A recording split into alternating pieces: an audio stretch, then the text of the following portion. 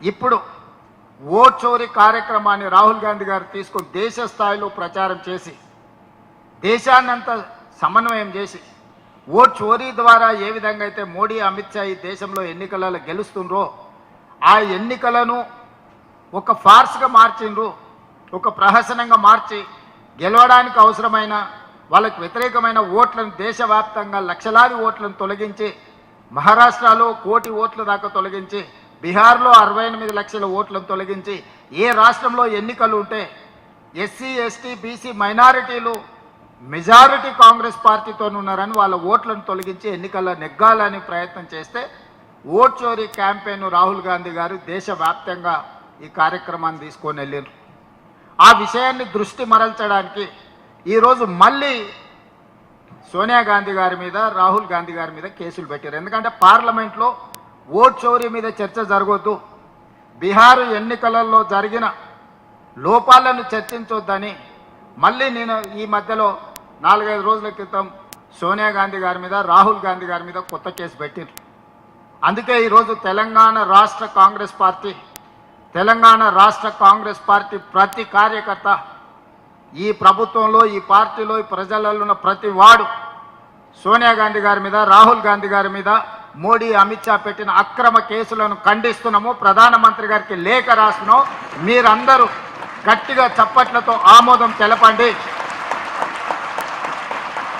తెలంగాణ రాష్ట్ర ముఖ్యమంత్రిగా పిసిసి అధ్యక్షుడిగా ఇన్ఛార్జ్ జనరల్ సెక్రటరీగా నరేంద్ర మోడీ గారికి తెలంగాణ రాష్ట్ర ప్రజలమంతా గాంధీ కుటుంబానికి సోనియా గాంధీ గారికి రాహుల్ గాంధీ గారికి అండగా నిలబడతాం.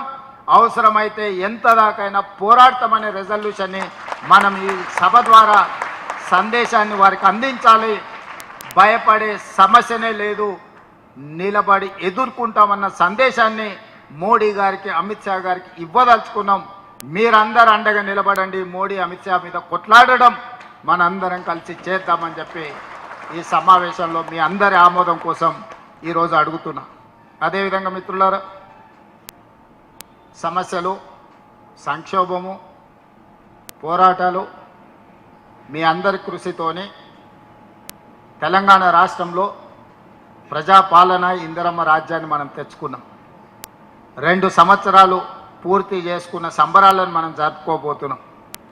ఈ ప్రభుత్వం వచ్చి సంక్షోభంలో ఉన్న రాష్ట్రాన్ని ఈరోజు సంక్షేమం వైపు నడిపించడమే కాకుండా అభివృద్ధి ప్రణాళికలను రచించుకొని 2 సంవత్సరాల సంబరాలను మనం జరుపుకుంటున్న సందర్భంగా నూతనంగా వార్డు మెంబర్లు సర్పంచులు రాబోతున్న సందర్భంలో మీకు జిల్లా కాంగ్రెస్ పార్టీ అధ్యక్ష పదవి దక్కడం అనేది కాంగ్రెస్ పార్టీ ఇచ్చిన గొప్ప అవకాశము. ఇది మీ అందరినీ మనస్ఫూర్తిగా నేను అభినందిస్తున్నా. ఈనాడు మేము మనమందరం కలిసి ప్రభుత్వం అమలు చేస్తున్న సంక్షేమ పథకాలను ప్రతి ఇంటికి చేర్చాలి. ప్రభుత్వం రచిస్తున్న అభివృద్ధి ప్రణాళికలను ప్రతి వేదిక మీద మనము చర్చకు పెట్టాలి. ఈరోజు సంక్షేమానికి సంబంధిస్తే రేషన్ కార్డులు కావచ్చు, సన్న బియ్యం కావచ్చు, ఇందిరమ్మ ఇండ్లు కావచ్చు, 200 యూనిట్లు ఉచిత కరెంటు కావచ్చు, రైతు రుణమాఫీ కావచ్చు, రైతు భరోసా కావచ్చు, 65,000 ప్రభుత్వ ఉద్యోగ నియామకాలు కావచ్చు, 500 రూపాయల సిలిండర్ కావచ్చు. అదేవిధంగా ఈరోజు రాష్ట్రంలో ఏ పథకం తీసుకున్నా నిన్నగాక మొన్న మొదలుపెట్టిన ఇందిరమ్మ చీరలు కావచ్చు. ఇందిరమ్మ చీరలకు సంబంధించి ఓ అక్క నాకు ఒక మంచి పాట చెప్పింది. అందులో చాలా లాజిక్ నాకు కనిపించింది. మీరందరూ కూడా ఆ విషయం మీద దృష్టి పెట్టాలి. ఆనాడు కేసీఆర్ ఉన్నప్పుడు బతుకమ్మ చీరలు ఇస్తే ఏ అక్కకు చీరిస్తే ఆ అక్క బండబూతులు తిట్టేది కేసీఆర్ కుటుంబాన్ని. ఇంత పంకమాల చీరలు మాకిస్తారా, వాళ్ళు ఇట్లా కట్టుకుంటారా, ఇవి తీసుకెళ్లి చైన్ల కాడ కాపలాగా పిట్టలు రాకుండా కట్టుకుంటున్నాం, ఇంత పంకమాల చీరిస్తారని ఎంతమందికి కేసీఆర్ బతుకమ్మ చీరలు ఇస్తే అంతమంది కేసీఆర్కు